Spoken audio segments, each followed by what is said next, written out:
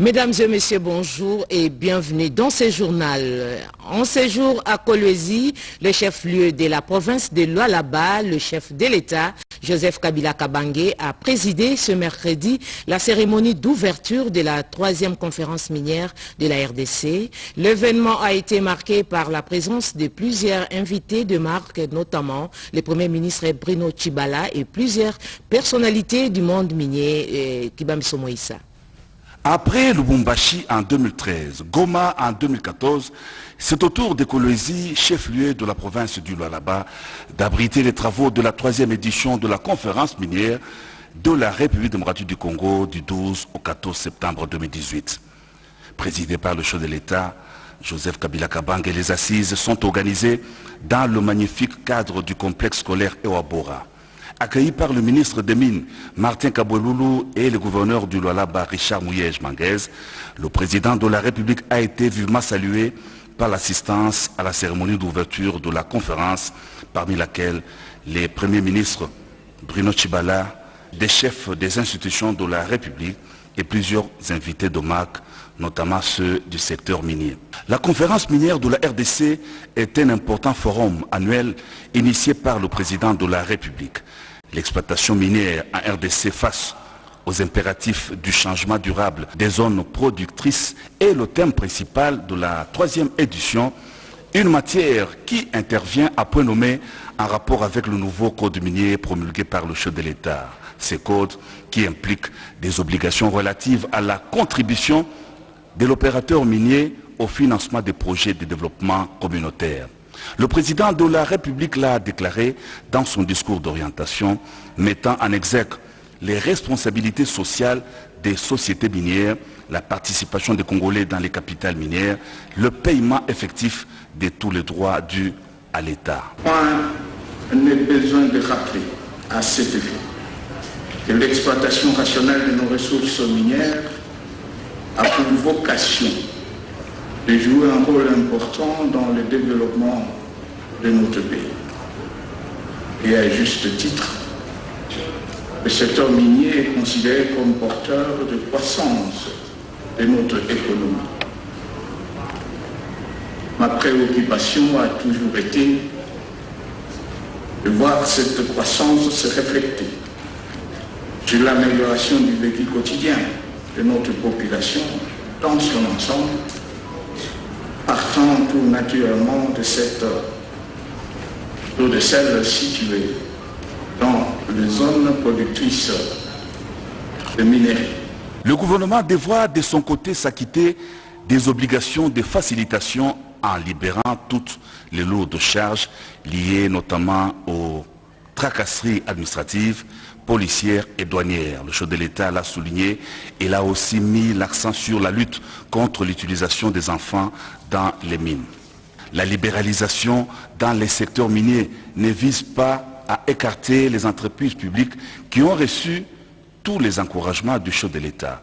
Le président de la République a par ailleurs réitéré son vibrant appel à la découverte de nouvelles ressources de la RDC.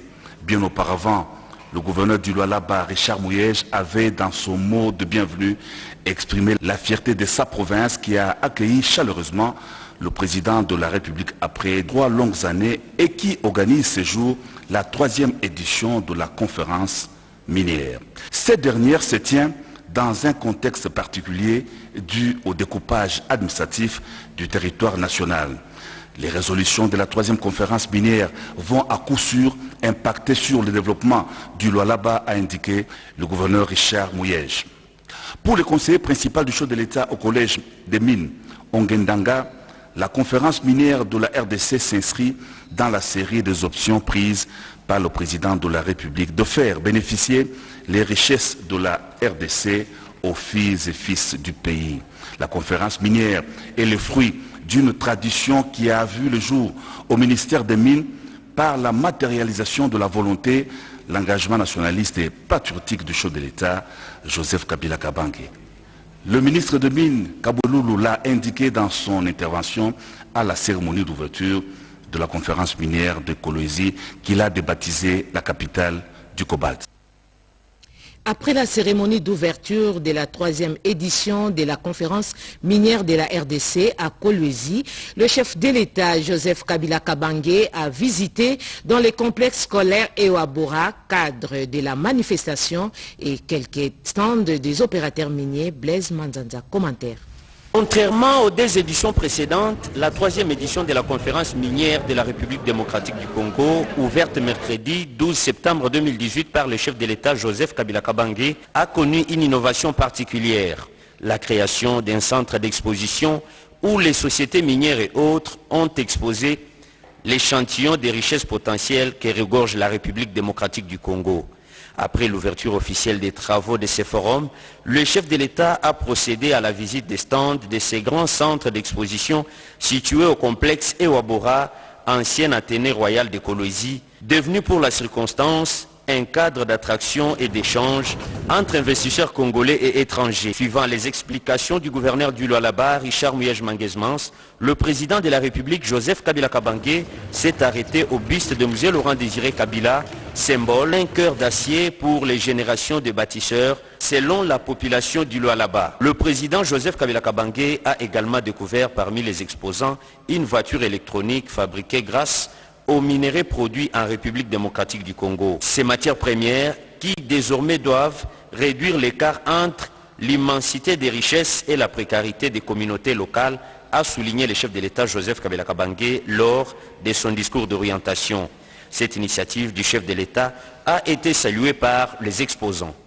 Déjà, c'est une très bonne initiative. Nous en sommes à notre 3e édition. Et nous pouvons dire que depuis que ce forum a commencé, il y a eu beaucoup d'avancées dans le secteur des mines parce que les miniers, la société civile ainsi que l'autorité étatique peuvent se retrouver pour discuter. C'est vraiment une très bonne initiative et cette année c'est encore mieux avec le fait qu'on a ajouté, en plus de la conférence elle-même, qu'on a ajouté aussi l'exposition. Nous espérons beaucoup de choses de cette conférence et nous croyons que avec toutes les représentations, il est possible de débattre autour des questions importantes, comme le chef de l'État lui-même l'a indiqué dans son beau discours qu'il a fait ce matin, de voir la responsabilité des sociétés minières quant aux questions de responsabilité sociale, quant aux implications économiques parmi les populations riveraines. Donc je pense que cette conférence a cette spécialité de pouvoir dégager un peu quelle est l'implication des sociétés minières. Et nous croyons qu'il y a une grande synergie ici. Au bout de cette conférence, il y aura des résolutions qui vont changer le vécu des populations. Le Brésil est un pays de démocratie, son système judiciaire est indépendant. Lula da Silva, très populaire au Brésil, a pourtant été invalidé à la prochaine présidentielle pour des raisons d'inégalité. En RDC, pense-t-on même au mépris de la loi, on peut être candidat à la présidentielle. Le dossier de la rédaction met l'accent sur cette exemplarité du Brésil. Le favori de la présidentielle du mois d'octobre prochain et ancien président de la République du Brésil, le très populaire Lula da Silva, est empêché de se présenter pour des raisons d'inéligibilité prévues par la législation de son pays à cette élection présidentielle, qu'il était pourtant sûr de remporter haut la main. Incarcéré suite à un jugement irrévocable et après plusieurs vaines tentatives auprès de la justice pour faire lever son inéligibilité, il vient d'adouber son colistier Fernando Haddad, maire de Sao Paulo, qui représentera finalement son parti à la future élection présidentielle. Monsieur Haddad, un politicien au col blanc, jusque-là très peu connu du grand public, s'efforce déjà de rattraper la popularité incomparable de son mentor emprisonné. Quoi qu'on ait à redire sur la pertinence de la procédure judiciaire qui a conduit à l'invalidation de l'homme le plus célèbre du Brésil, force est de constater que l'état de droit dans ce pays ne s'en porte pas moins bien.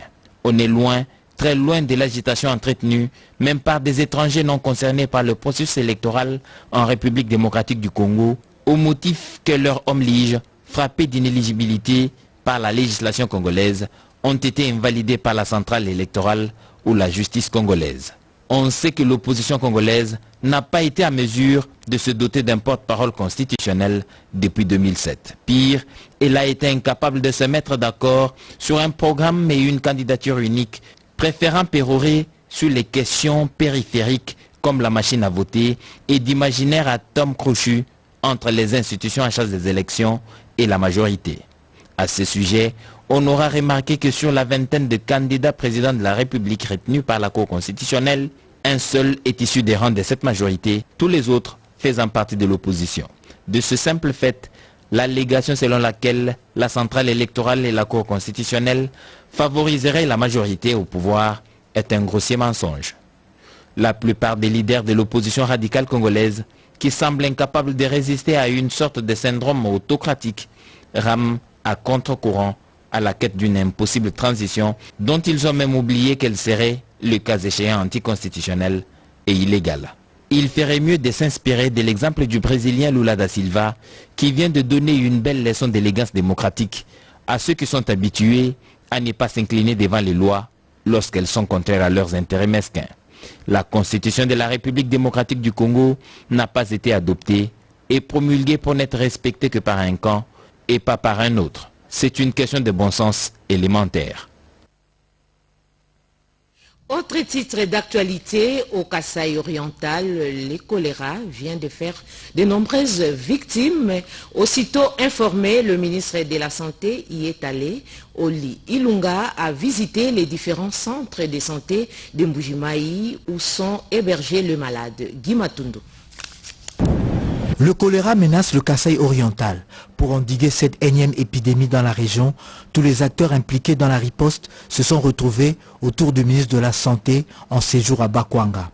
Après avoir fait le constat et le diagnostic, la délégation s'est rendue dans la zone de santé de Tshilenge, plus précisément dans le centre de traitement de choléra de Lukalaba où sévit l'épidémie. Sur terrain, la sœur directrice de l'hôpital général de référence de Lukalaba a fourni des explications sur le centre de traitement de choléra qui fonctionne avec les moyens du bord. Le médecin-chef de zone de santé de Kassansa a, elle, fait l'état des lieux de choléra.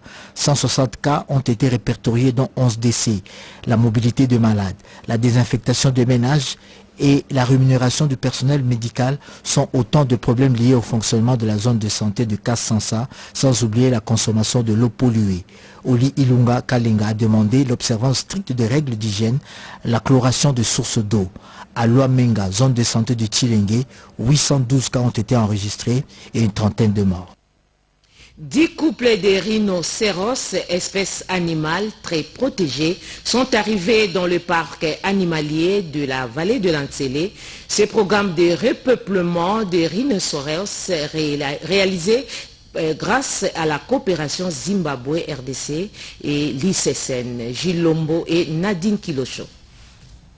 10 nouveaux couples de rhinocéros blancs viennent d'être placés au parc animalier de Kingakati. Ils proviennent du Zimbabwe. Cette opération rentre dans le cadre d'un vaste programme de repeuplement des rhinocéros que l'ICCN entreprend dans les aires protégées de la RDC avec l'appui de la ferme Espoir. Il convient de noter qu'il y a près de 10 ans que le dernier couple de rhinocéros qui vivait dans le parc national de la Garamba a disparu, et c'est du fait du braconnage industriel. La RDC était presque en train d'être rayée comme pays de l'ère de répartition de rhinocéros. Et aujourd'hui, nous venons de voir qu'il y a une relocalisation, un repeuplement des rhinos dans notre pays, ce qui est une première après presque plus d'une dizaine d'années de l'extinction de la dernière famille de rhinos que nous avions au parc national de Garamba. Le rhinocéros blanc, cette espèce rare très prisée par les braconniers, revient dans nos parcs nationaux. Signalons que la corne du rhino est vendue sur le marché des trafiquants asiatiques à plus de 50 000 $ américains et cette corne détient des vertus aphrodisiaques.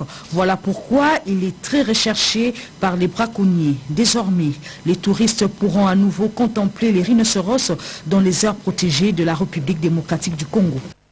La liste des dossiers de directeurs commissionnés éligibles à la titularisation a été rendue publique ce mardi par le ministre d'État de la fonction publique Michel Bongongo et Dichala. La réforme de l'administration publique est un travail de longue haleine et un processus stratifié. Dans l'une de ces étapes, il y a la titularisation des directeurs commissionnés qui ont exercé les fonctions par intérim au moins une année et ont reçu les primes de l'intérim. Bref, le critérium pour cette titularisation était bien étoffé. Des commissions ont été mises en place par le ministre d'État de la fonction publique Michel Bongongo pour une analyse approfondie des dossiers de 61 secrétariats généraux et services. Ce jour, la liste de dossiers éligibles à la titularisation a été rendue publique par Michel Bongongo, ministre d'État de la fonction publique. 1223 agents sont retenus du secrétariat général à la présidence de la République jusqu'aux régies financières. Aujourd'hui, nous avons rendu public ce travail que nous avons fait de façon participative, comme le veut le chef de l'État. Nous allons le transmettre à la primature pour que le Premier ministre, n'est-ce pas, amène ce dossier chez le chef de l'État. La volonté d'un Congo émergent à l'horizon 2030 impose une administration publique efficace et compétitive. C'est cela la vision du chef de l'État, Joseph Kabila Kabange. Avec les syndicalistes et autres groupes socio-professionnels, le gouvernement est en train d'examiner les cas d'autres cadres qui exercent jusqu'ici, à titre intérimaire, leurs fonctions. La campagne de monitoring pour toutes les prisons de la RDC a été lancée par le ministre des Droits humains, Marie-Ange Mouchobekwa. La prison centrale de Makala a servi de cadre. Luxon Kabala, commentaire. Le gouvernement de la République, à travers le ministère des Droits humains et de la Justice, s'emploie activement dans le cadre de l'amélioration des conditions carcérales et la sécurisation dans les prisons sur toute l'étendue du territoire national. À ce sujet, la ministre des Droits humains, Marie-Ange Mouchobekwa, a solennellement lancé la campagne de monitoring dans toutes les prisons de la République démocratique du Congo. C'était à la prison centrale de Makala à Kinshasa. Nous avons voulu commencer par la prison de Makala. L'équipe est constituée du ministère des Droits humains, du ministère de la Justice, mais également du Bureau conjoint des Nations Unies aux droits de l'homme. Pendant 2 semaines, ils vont travailler et à l'issue de cette mission, nous allons transmettre les conclusions au ministre de la Justice pour d'éventuelles libérations des personnes qui vont le mériter. Une bonne impression, c'est une initiative du ministère des Droits humains et du ministère de la Justice. Nous appuyons les efforts du gouvernement dans ce sens-là. Tout en saluant les efforts déployés par le gouvernement de la République, le directeur du Bureau conjoint des Nations Unies souhaite l'extension de cette opération de monitoring. La ministre du Genre, Enfants et Famille, Chantal Safou, a présidé le comité technique spécialisé de l'Union africaine sur l'autonomisation de la femme et de l'égalité de sexe entre hommes et femmes. Suivez. Quelques minutes seulement pour franchir l'autre rive du majestueux fleuve Congo pour évoquer des questions essentielles liées à la femme. Une fois au Beach Ngobila, la ministre du Congo-Brazzaville de la promotion de la femme au développement, Inès Bertil-Nefer Ingani, est accueillie par sa collègue de la République démocratique du Congo, Chantal Safou-Lopoussa, qui préside les comités techniques spécialisés de l'Union africaine sur l'autonomisation de la femme et égalité des sexes entre hommes et femmes. Les deux personnalités ont examiné à fond les contours réels des sujets sur la mise en œuvre de la résolution 1325 du Conseil de sécurité des Nations Unies, ainsi que la dernière tripartite RDC-RCA-RC qui s'est tenue à Brazzaville. Vous savez que nos pays sont signataires justement de la 1325 qui consiste à impliquer les femmes dans la résolution des conflits et le maintien de la paix. Et donc comme la RDC ira prochainement porter pratiquement la voix des pays au niveau de New York, sur la 1325 fera son rapport qu'il fallait quand même qu'on revoie ensemble un peu les stratégies mises en place pendant cette réunion tripartite, puisque la prochaine réunion tripartite devait se passer ici en RDC, mais elle ne sera plus tripartite puisqu'il y aura plusieurs ministres du genre qui viendront ici. Cette visite qui intervient après celle de l'envoyé spécial du président de la Commission de l'Union africaine en charge des femmes, paix et sécurité, Binta Diop, illustre bien le rôle central que joue la République démocratique du Congo sur les questions du genre. Les enfants des militaires du camp Kabila ont été bénéficiaires des kits scolaires, dont du ministre d'État, ministre du Budget, Pierre Kangoudia. Regardez.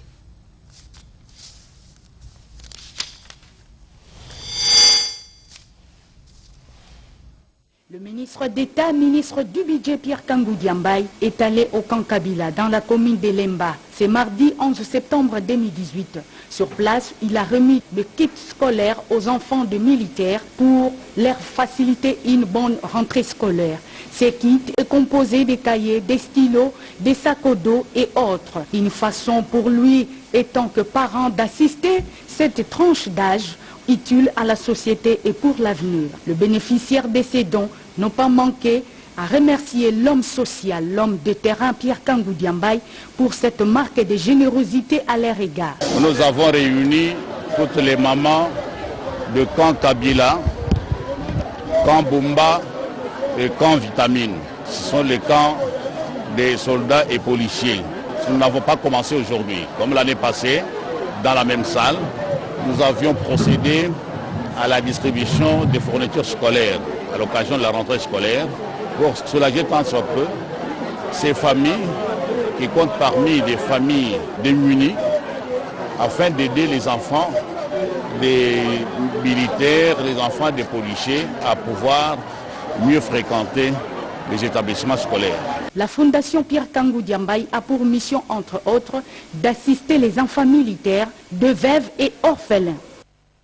Et pour terminer, au PPRD, la Ligue des femmes a eu une séance de travail avec la première dame des femmes du PPRD, Janine Mabunda. Suivez.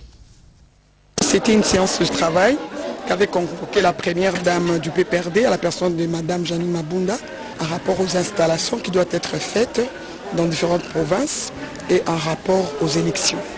Elle a monté plusieurs stratégies que nous aurons à mettre sur terrain avant les élections et pendant la campagne et le jour des élections. Bien la Ligue, elle n'attend que le jour des élections. Même si on nous disait les élections, c'est pour aujourd'hui. La Ligue de femmes du PPRD ira sans problème et va remporter ces élections. Il y a eu des points qu'on a développés à l'ordre du jour. Il y a eu l'installation, donc disons les projets d'installer les fédéraux de la commune, au niveau des quartiers aussi, de la Ligue des femmes. Il faut que la Ligue aussi soit installée dans nos provinces. On a parlé aussi de ça. Nous avons parlé aussi de notre visibilité. Les élections, on en parle, nous on n'a pas peur d'élections. Je ne vois pas ceux qui disent que les élections n'auront pas lieu. Je ne vois pas, je crois qu'ils sont en train de rêver que cela ne puisse pas distraire ceux qui ont l'intention et la volonté d'aller aux élections. Nous devons aller et nous sommes déjà embarqués dans ce train-là. Tout ce travail qui se fait, toute cette matière grise qui est mise en place, ce n'est quand même pas pour rien, c'est pour une raison. Nous allons aux élections et nous voulons des élections libres, transparentes, équitables et des élections qui mettront à la tête du pays celui que les Congolais auront choisi. C'est la fin de ce journal, mesdames et messieurs. Merci de l'avoir suivi. Bonne suite des programmes sur les antennes de la télévision nationale. Au revoir.